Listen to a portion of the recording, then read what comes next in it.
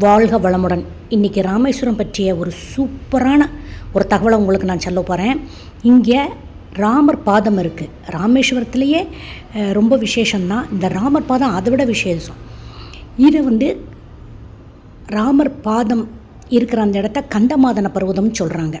கந்தமாதன பர்வதம் என்னென்னா சந்தனம் வீசுகின்ற ஒரு இடம் அப்படிங்கிறது. அந்த காலத்து தேவர்கள்லாம் வந்திருக்கிறாங்க.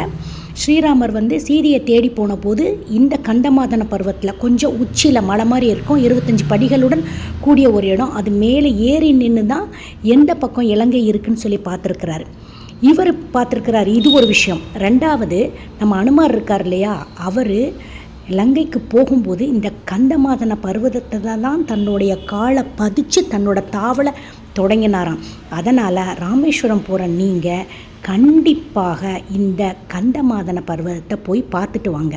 இது ரொம்ப விசேஷமான இடம்.